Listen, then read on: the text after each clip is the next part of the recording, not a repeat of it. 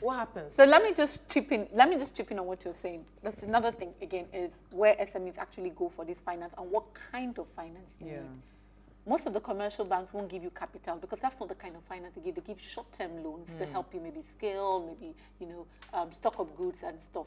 Because capital, it's medium to long term. Yeah. Mostly long term. So what they're looking for is actually to finance their equity, looking for equity partners. But you now take that want and you match it with the wrong need, which is the bank, you will not get it. Tick all the boxes, you won't get it because you're looking for the wrong kind of finance. Yeah. Jennifer, I think we have more comments. Okay, so do we have a cumulative assessment of the SME financial needs in the country? If yes, what percentage of these needs are the financial institutions able to meet? So according to PwC, the SME year-on-year gap, the finance gap, is 671 billion every year.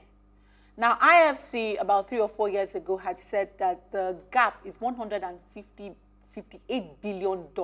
I would allow you to convert that to no, don't worry. Let's leave it to dollars. to naira. So these things are being measured, but again, the realities lie because now when you're measuring the gap, you're measuring plus the people that can get it and the people that cannot get it. Okay, some can get it, but they're semi-constrained. By that I mean they're getting, but not enough to take them to where they are. And the categories and the levels to these things. But the thing is, have we enabled the people and enabled the conditions? There's some places where, lenders can never finance because of the security issues. Now, that's not anybody's fault. Yeah. You get? There's some sectors they would never touch because those sectors probably have a history and they're volatile. So it's not as easy and as simple as, okay, this is the gap. All the money in the bank, bring it, let's fund the bank.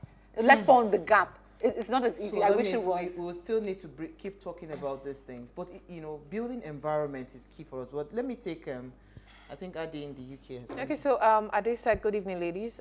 Co-anchor and guest has said it all. My question to Joe is, how would you advise those who can't stay or learn on service lane, but wanted to blow quickly by joining the motorway? Some can't identify the difference between total costs and profits. They spend all the money and end up collapsing the business. So what I would say is that a lot of people out there are putting a lot of information. In fact, if you take a look at most financial institutions, they're now offering value propositions that tie capacity building. Take advantage of it. There is no shortcut to doing good business. You have to learn. Again, as most people say, test the waters. Don't carry, maybe you retire tomorrow and they gave you 140 million. That's agriculture. And then you take your whole 40 million because they've told you that agriculture is the next big thing. And you dump into agriculture or you dump into health or you dump into so many other things. It won't work. You test the waters. And it's always great to start small. It's always great to start small. And seriously, if you have a good product, if you can position yourself, if you take all, I think the world has become a better place with going digital. Because you can sit down with your phone, you know everything that's happening in your business. One, you digitize your sales, you digitize your marketing, your accounting is digital, your email communications with your customer, with yourself. All the aspect of your business is digital. So that if there's another coronavirus pandemic, you are somewhat in business. And you say, it doesn't mean that, okay, because you're on digital, the trials and temptations of businesses will not touch you. But get yourself educated. You stand a better chance of surviving. I was even going to mention that in that survey, between 2013 and 2017, while the number of businesses grew, small businesses grew, the micros, the number of small and medium people that make the huge chunk in terms of volume decreased. So you see that businesses are falling off because they cannot scale, grow, and sustain. They're not sustaining. You get, so really, you really have to start small. You really need to invest time in learning, especially new things that are evolving. Technology is coming. People are finding new and creative ways of doing business. That's the fact that you have been baking cake for 25 years and you have loyal customers does not mean that, you would do it for the next 25 years. How many businesses are even transgenerational? That one, don't even go there. That's a conversation for another day. So, AK, as we wrap up in 1 minute, right? I hear you clearly. The job is, or the onus is on us SMEs to go and get ourselves properly educated how to run a business. Yeah. In the right policy from the government side, CBN, see what they were talking about cryptocurrency today. What should the policy look like? Because they keep saying ease of doing business. It's on paper. It's not in practice. Okay, so I'd like to say in 1 minute. I'd like to say this in 1 minute.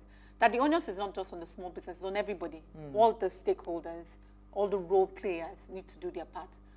I can assure you that our problem is not the policy, but the implementation. Okay. Now, if you see the Presidential Ease of Doing Business Office, you see that they've taken all the 12 areas and they're working on each of them. Now, the thing is, how well are we implementing it?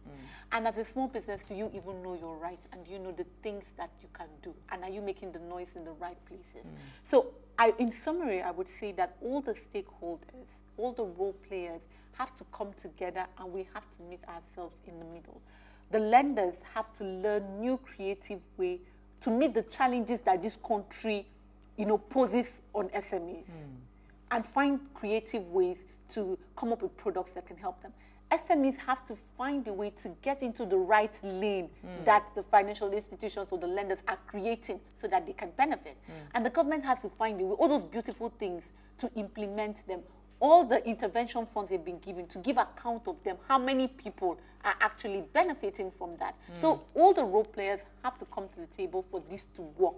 Absolutely. I think there's no better way to wrap up the week.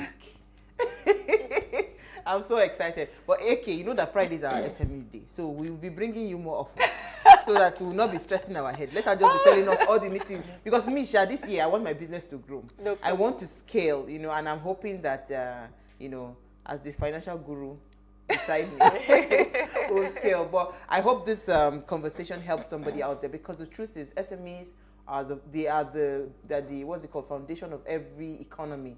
They build the economy, they make the economy thrive, so whatever it is that we need to do, like AK had rightly said, everybody's hands has to be on deck. We all have to come to a middle ground. And we already know the challenges in Nigeria. We have identity problem, we have road problem, we have all the problems. So within that, with all our problems, now create a product that will meet the solution. Thank you so much, AK. See why we love our co-anchor. All right, so Ways was birthed. Thank you, Jennifer. Thank you. Now, Ways was birthed from the need to inform, inspire, influence lives towards action. And this year, we're starting our CSR focused on curbing unemployment in Nigeria. So if you are a company, please partner with us by allocating internship slots. And if you are a job seeker, keep watching Ways. Follow us on all our social media handle, as this will be an all-year-round engagement. So tell all your friends to keep their eyes on Ways. And in case you missed today's quote, it's a very short, very sharp, and very, instructive quote. It says, growth is never by mere chance. It is the result of forces working together. So like she rightly said, all hands must be on deck. We'll see you live on Monday at 8 p.m. as we bring you another great conversation. Enjoy.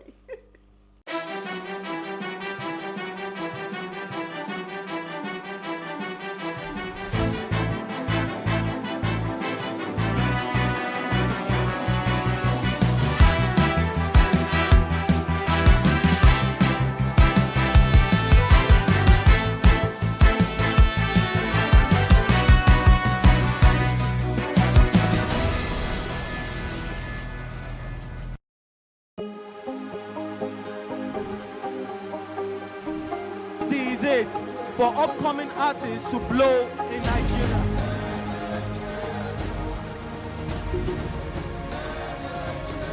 Welcome to Plus Trending. I am Bookie November, your host, saying thank you for joining us on today's episode. Welcome back. It's tea time on Plus TV Africa. Practice makes perfect. I'm not perfect yet, but I'm a lot better than I used to be. He's a king. He's entitled to marry 100 if he wants to.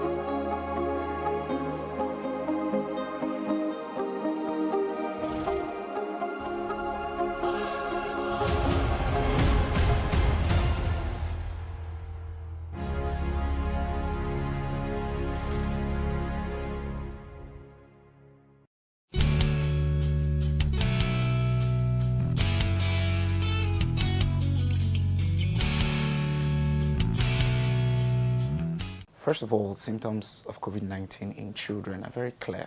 You talk about fever. Most of the times it could be low-grade fever, oftentimes continuous high-grade fever that is not relapsing with your regular paracetamols and your tepid sponging. One of the other symptoms, aside the respiratory symptoms that you have to look out for, is the stooling and vomiting. It's been seen to have very strong effect on stooling and vomiting in recent times among children. And when you do a culture for that, you don't see anything. There are no bacterial infections associated with it. So then, of course, the baseline is your respiratory findings, which you can have the regular cough, nasal discharge a few times, but dry cough more often in children.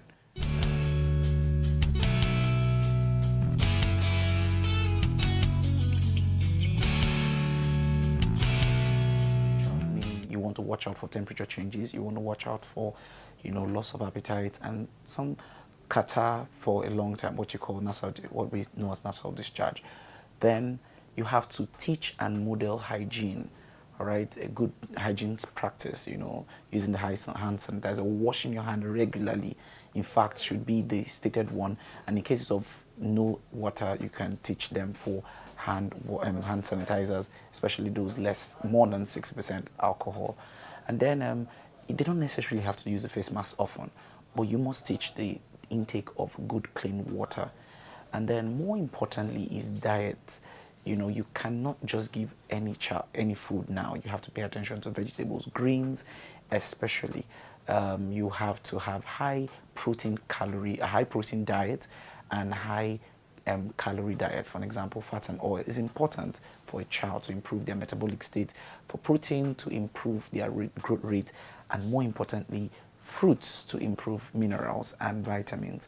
And so you're not doing substitute of fruits, you're doing the real fruits, the vegetables, and things like pear, cashew nuts, watermelon, cucumber, very important for them right now. Pawpaw has been seen to be very effective, especially for vitamins E, and it contains the tocopherols, vitamin E and Co, which is very important for their immunity. So you're focusing on building their immunity, and you're focusing on them having a good diet. So a summary of what parents should do in preventing COVID-19 amongst your children is: 1, teaching and modeling good health or hygiene practices. You don't just teach it, let them watch you and let them be conversant with it. Secondly, you must monitor their health. Don't take anything for granted. Once you notice fever for more than 24 hours, you want to report to the hospital and be sure that that fever is not stepping its bound. The third and very important thing, you want to see that this child is eating appropriately, and appropriately not giving junks. You want to see that they're eating the right high protein diet, a good calorie, which is fat and oil, and lastly, vegetables, of course, fruits and vegetables, so that they can build their immunity. Don't necessarily do fruit substitute. Some people want to do multivitamin. Those are placebos. They're good, but it cannot take the place of the right diet pattern, greens and vegetables.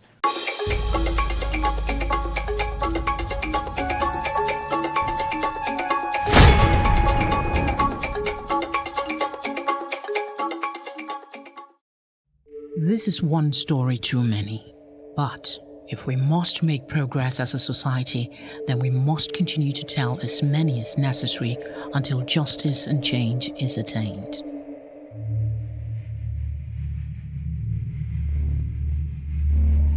I no longer move freely on the street. My life is being threatened by the family, the corporate. You can see when you came, I hurried to go and pick my daughter in the church. She can't walk freely. I used to take her to school. I'm supposed to go out and look for what they will eat. I'm afraid. My son, he doesn't go out anywhere. Anyhow. He is talking about the threats and the gossips about his 16-year-old daughter who was gang raped. Their lives have changed for the worse, actually. And because he is poor, he is being forced into silence. But pain and anger and a strong desire for justice motivates him to tell his story in spite of his fears for his family. He allows his daughter to speak to me.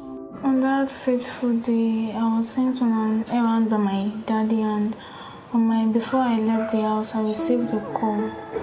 Then when I picked the call, it was like asking me where I was. I said I'm at home. He said I should meet him at a particular place. Then I told him that I'm not allowed to leave the house without permission. Then I left the house, going on the errand, not knowing that he was chasing me. Then he called from behind and I turned and saw him. Then he told me that Shia was the one that told him I was at home. And I told him I was sent on an errand. Then as we were talking, two of his friends came from behind and it was like I should follow them, that it's better I cooperate with them. And I told them I'm not going anywhere.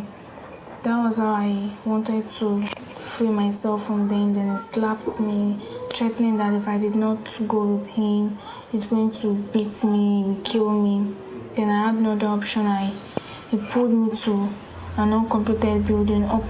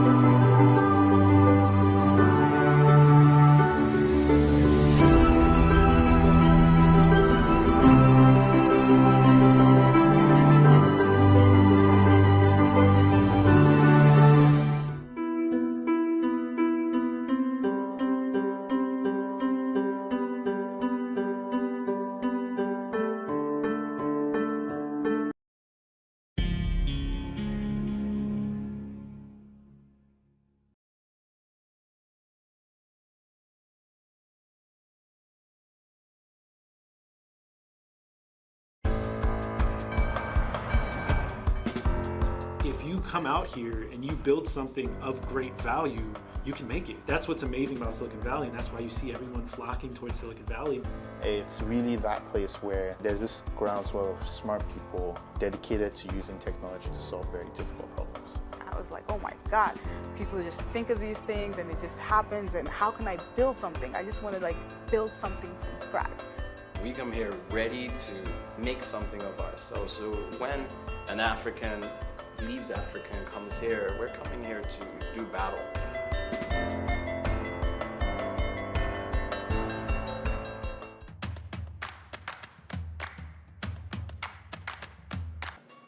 Hi, my name is E, and I am Managing Director and Co-founder of Flutterwave.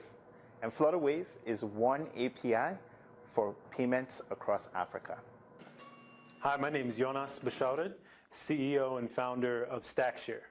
StackShare is the best place for engineers and developers to discover and compare software tools. Hi, my name is Bukola. I consider myself a connector. I build platforms to reach African audiences back home, as well as here in the US, to tap into their common interests. This is exactly what I've done with Jandis. Mall for Africa is an online platform that enables US and UK retailers easily sell into Africa without any hassles or worries. We also help people in Africa purchase items from UK and US retailers without any stress.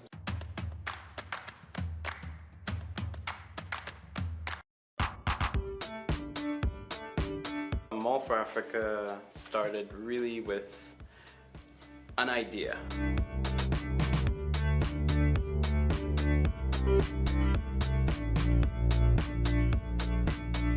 I was born and raised in Nigeria, so out of necessity, I guess, my parents and brothers and friends thought they could utilize me as their shipping company. There was one day in particular, I went to the airport and I had 10 suitcases.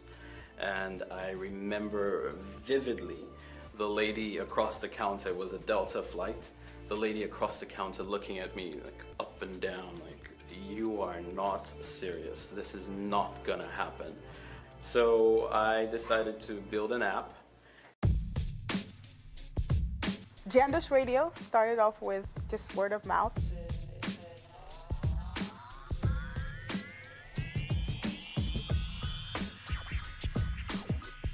I sent it to a couple of friends who wanted to listen to live radio back home. We didn't have a lot of apps that were catering to African content and radio at that time. So I sent it out to them, and they sent it to their friends. And before you know it, it actually was a trending topic in Nigeria on Twitter for like, I think it was 12 hours straight. People were talking about, oh my God, I have an app that has over like 300 radio stations. I'm in Abuja. I can listen to Beat FM. Beat FM is the most popular station in Lagos. And they're like, oh my God, I could never listen to this before. Now with this app, I can listen to my favorite station now.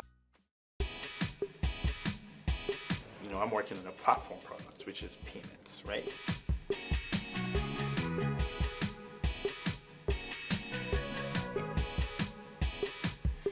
And I started digging into that and realized like it was an absolute nightmare to be a developer and get paid in Africa. I'll give you an example. Like up until recently, if you were an Android developer in Africa, you had to put your apps up for free. You couldn't make money on your apps because there was no way for Google to pay you. We're not just enabling people the ability to increase revenue by providing them new means of payment, but we're also enabling them to access global technology services by doing so, right? That is revolutionary. The concept was, let's bring all of these tools that you use to build your company and your apps and infrastructure, let's bring them into one place and organize it.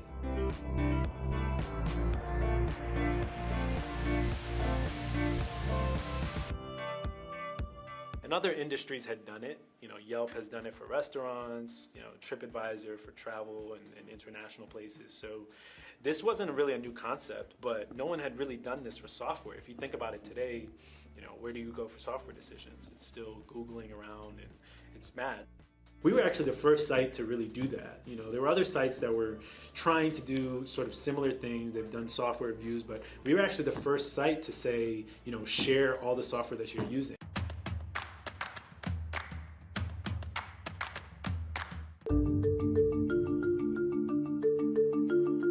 For an average entrepreneur in Silicon Valley, there are stages to what the venture funding cycle looks like.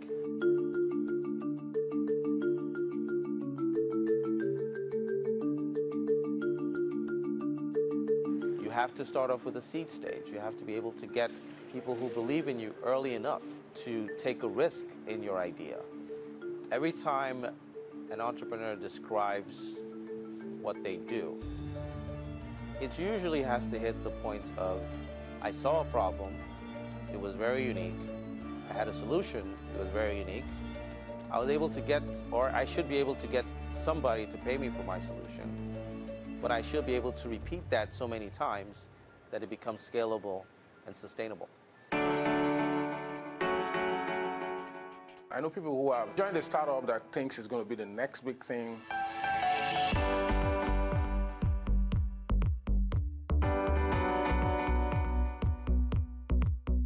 And then you just wake up one morning and they didn't get the funding round and it's lock up shop. And that's it. Happens a lot more often than it's talked about. We hear about the Facebook and Google and Apple and all the other startups that are successful, but 1 out of a million succeed and the rest fail. Silicon Valley is probably the Disneyland of capitalism, is a good way to put it.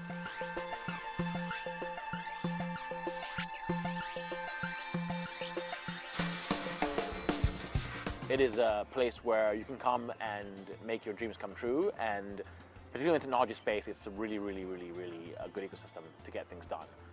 Yeah, and of course part of it's venture capital, right? So people take risks here, and you know, it's a place that's tolerant of failure. They're not looking necessarily for the steady company, they're looking for companies that will grow quickly.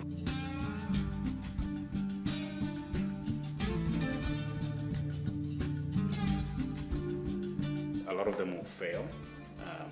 They won't get their money back. Some of them will bring some money back, and a small percentage of them will hopefully bring a big return. The Draper Venture Network's mission is to be in all the places where interesting technology is being developed, where entrepreneurs are doing great things.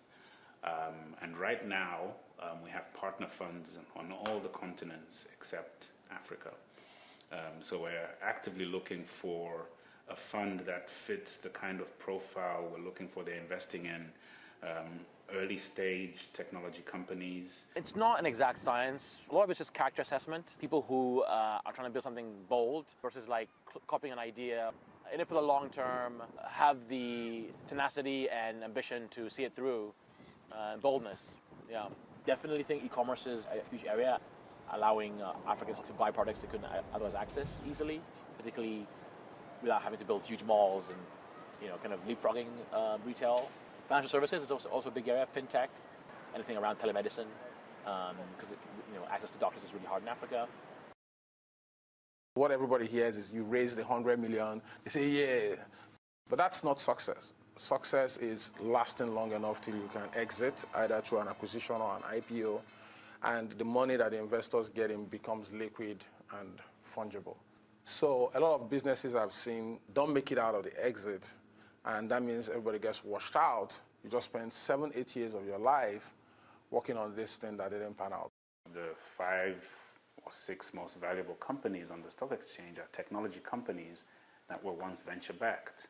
So it's a compelling story about how people that invest in high-risk ventures are able to move a society forward because they were willing to make the investment when those ventures looked silly.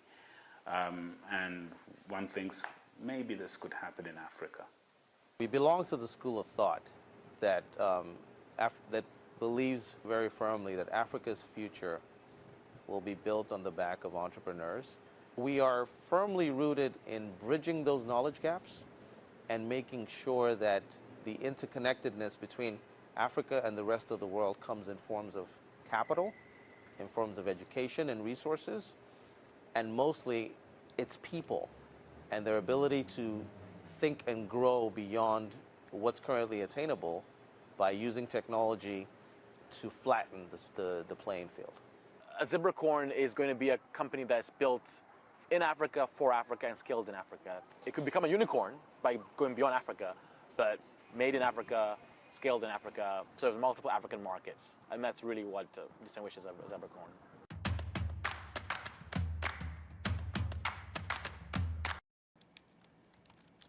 So the first piece of code I wrote was my freshman year in college. I was like 16. I took Java, and it was a program to like animate some radio, and I was able to code it, and I'm like, oh wait, it works. Like I just wrote code. I typed stuff and I ran it and it worked. I got thrown into mobile app development towards like 2010, where I created an app that went viral in Nigeria. Initially, it just started off as just radio and nothing else. So I said, what about news? What about gossip news, entertainment, sports, health news? Then I was like, okay, we can make this a little more social. What about having people interact on the app? I'd always been into tech. Growing up, I was like the tech person within our family. People would always look to me. So I'd always been interested in it, but I'd never considered it as a real career path because I didn't have someone that I could point to that was in that industry. Everyone I knew was, sort of outside of tech. I started to look at the internet as this space where it didn't matter who you were, but you were able to reach the most amount of people. Hey, good to meet you, I'm Mark. Mark Zuckerberg was my earliest influence. I've continued to be influenced by his approach to tech because it's the perfect mix of social mission, right, and economic impact. It's not about building a big company, and neither is it about being an NGO and giving everything away. It's about building a system. Introducing Mall for Africa, So let's say you are in a rural town in Nigeria. Download the app on your preferred device, find the product you want. Once you've added it to the cart, you click on Our Pay button, And as they say, that's when the magic happens. We take the content from the cart, we put it in our environment, and now we allow you to select where you want to have the item shipped, how you want to pay for the product. Once you've made the payment for the product is then shipped from the site you purchased it from. It's shipped to our warehouse. Then we tag it, and then we ship it out to you, taking care of all customs, duties, fees, and making sure everything goes perfectly right. When I turned 25, kind of just reviewing the 5 years, I kind of settled on this vision of the world that was about building the future of Africa. And for me, it settles on three things. So it's a remarkably clear vision of what I want to do. And it's very simple. It's people, it's platforms, and it's policy.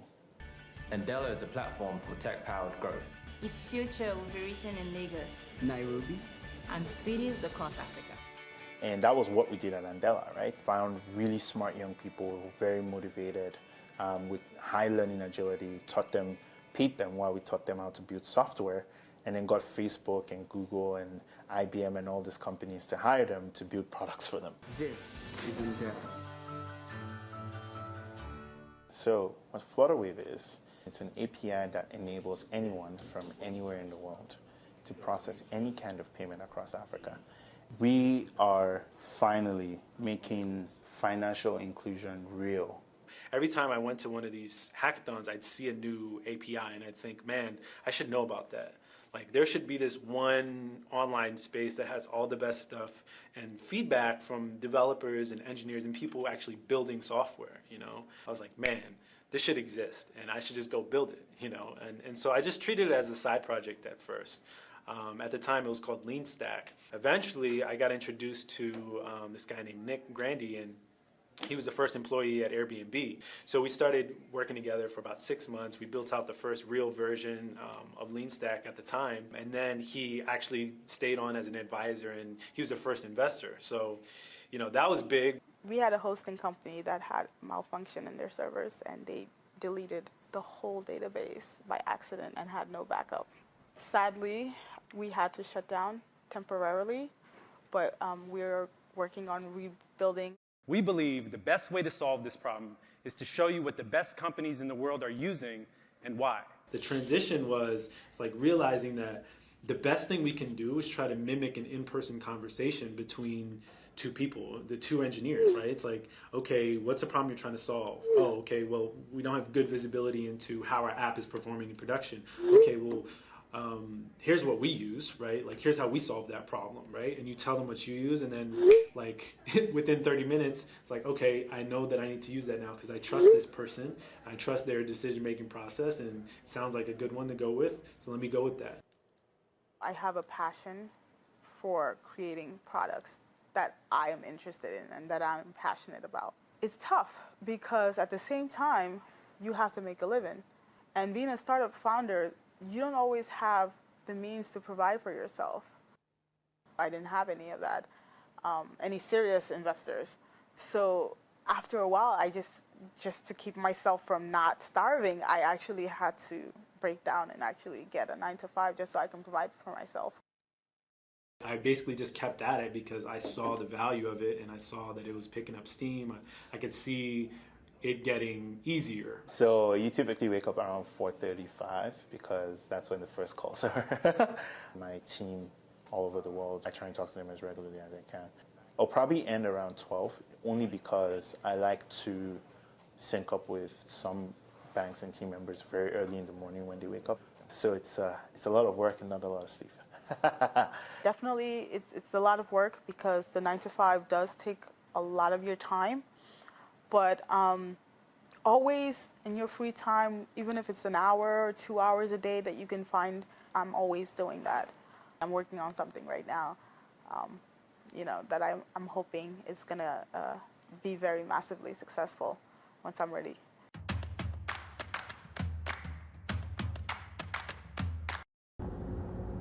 You go to a venture capital in Palo Alto on Sanio Road and you say, hey, I'm trying to raise funds for my African company. And they look at you and they say, are people buying Ralph Lauren? Are people buying Louis Vuitton? Do they know who Prada is? So I think part of the challenge with being black in tech is that there just aren't enough black people in tech. When you see all the big companies, they all have like co-founders that went to school together. And when you grow up with people that aren't in tech, you don't have the luxury of saying, okay, I'm gonna start a company and I know exactly who I'm gonna tag and bring in as co-founders or early employees. What role do networks play here in Silicon Valley? I think it's a huge, huge role. It might be the distinctive of Silicon Valley, how over time these networks have grown. Cold call somebody or send a cold email to somebody and say, hey, I saw this thing that you did, and surprise, surprise, they respond.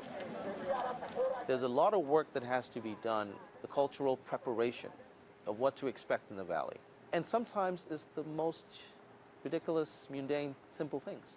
Punctuality at meetings, the way you approach people, email etiquette, business etiquette. It's the simplest things that have profound consequences within a cross-cultural scenario.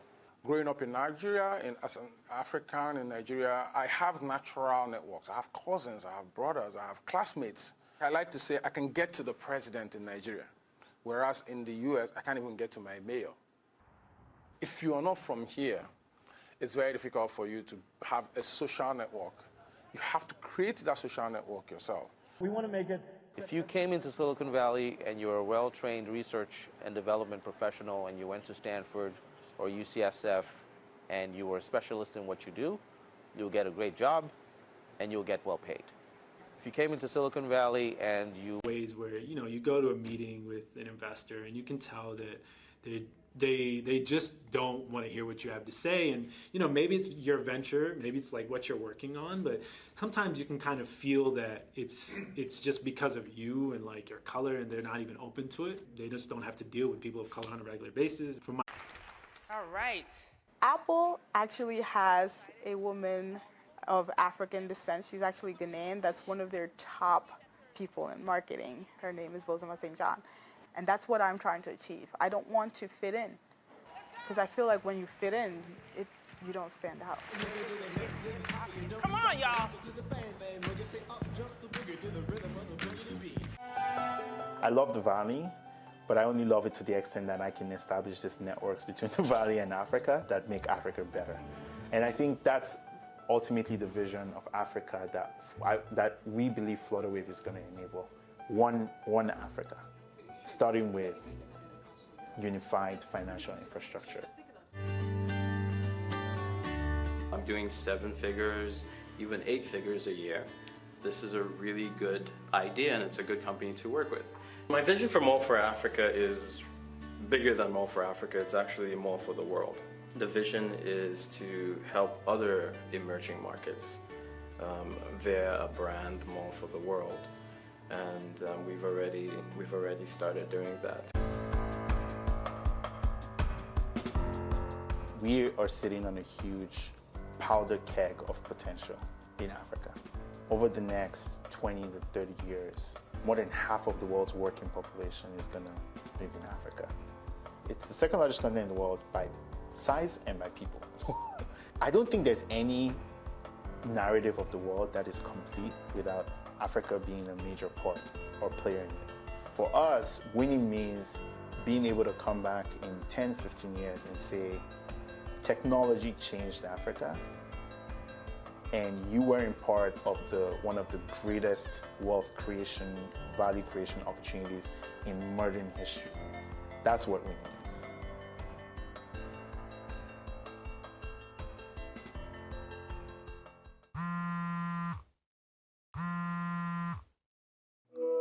Aggregator for millennials. So far, we are in beta. We have over 300 users, so I'm really excited about that.